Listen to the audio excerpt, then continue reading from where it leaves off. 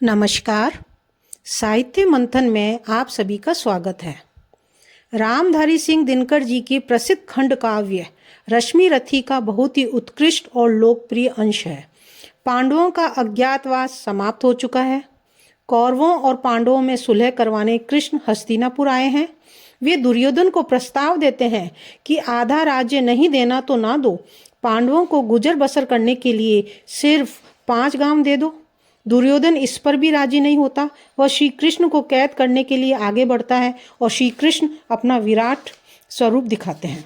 वर्षों तक वन में घूम घूम बाधा विघ्नों को, चूम चूम स धूप घाम पानी पत्थर, पांडव आए कुछ और निखर, सौभाग्य न सब दिन सोता है, देखें आगे क्या होता है।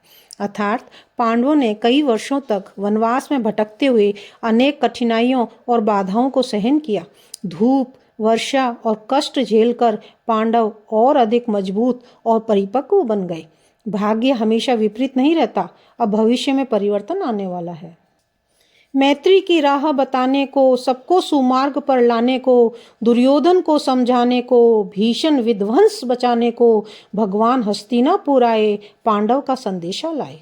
अर्थात शांति और मित्रता का मार्ग दिखाने तथा सबको सही रास्ते पर लाने के लिए दुर्योधन को समझाकर भयानक युद्ध और विनाश रोकने के उद्देश्य से श्री कृष्ण पांडवों का संदेश लेकर हस्तिनापुर पहुंचे।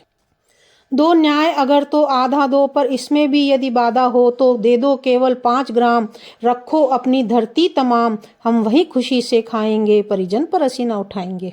अर्थात कृष्ण ने कहा, यदि न्याय करना है तो आधा राज्य दो, और यदि यह भी कठिन हो तो केवल 5 गांव दे दो, बाकी सारी भूमि अपने पास रखो। पांडव इतने में संतुष्ट रहेंगे और अपने ही लोगों पर शस्त्र नहीं उठाएंगे।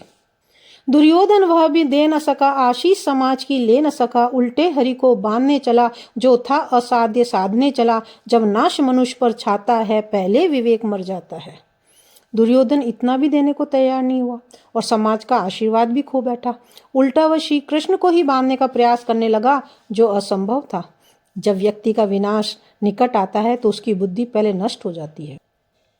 हरि ने भीषण हुंकार किया, अपना स्वरूप विस्तार किया, डगमग डगमग दिग्गज डोले, भगवान कुपित होकर बोले, जंजीर बढ़ाकर साध मुझे, हाँ हाँ दुर्योधन बांध मुझे।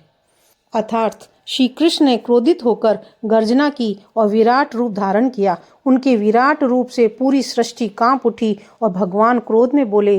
कृष्ण व्यंग्य पूर्वक दुर्योधन को चुनौती देते हैं कि बांध कर दिखाओ। यह देख गगन मुझ में लय है, ये देख पवन मुझ में लय है, मुझ में विलीन झंकार सकल, मुझ में लय है संसार सकल, अमृत फूलता है मुझ में, संघार झूलता है मुझ में। अर्थात आकाश और वायु सब कुछ श्री कृष्ण में समाया हुआ है। समस्त ध्वनियां और पूरा संसार उन्हीं में है। जीवन देने और विनाश करने दोनों शक्तियां कृष्ण में है। उदयाचल मेरा दीप्त भाल, भूमंडल वक्ष स्थल विशाल, भुज परिधि बंद को घेरे है, मैं नाक मेरु पग मेरे हैं, दीप्ते जो ग्रह नक्षत्र निकर, सब है मेरे मुख के अंदर। अर्थात पूर्व दिशा उनका मस्तक है और पृथ्वी उनका विशाल शरीर है। उनकी भुजाएं संसार को घेरे हैं और पर्वत उनके चरण हैं। सभी ग्रह नक्षत्र श्री कृष्ण के भीतर समाये हुए हैं।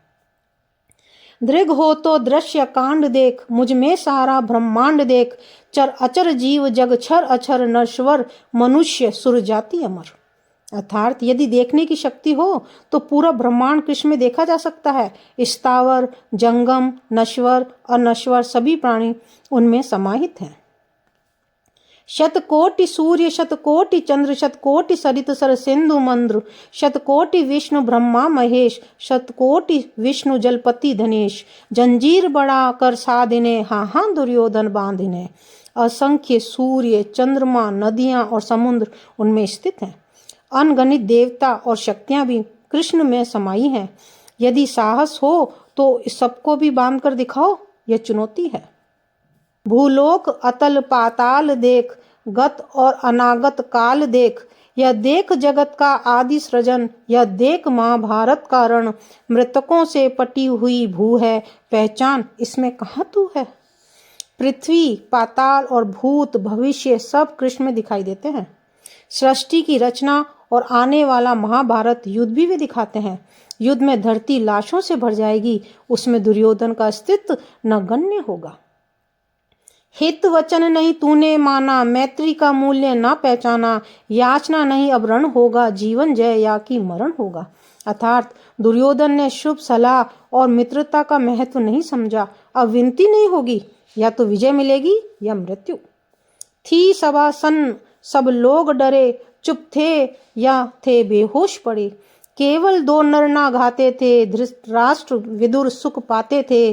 कर जोड़े खड़े प्रमुदित निर्भय, दोनों पुकारते थे जय जय। अर्थात सभा में सन्नाटा और भय छा गया, सब स्तब्ध रह गए। केवल धृतराष्ट्र और विदुर भयभीत नहीं थे, वे प्रसन्न थे। वे दोनों निर्भय होकर हाथ जोड़कर भगवान की जय जयकार कर रहे थे।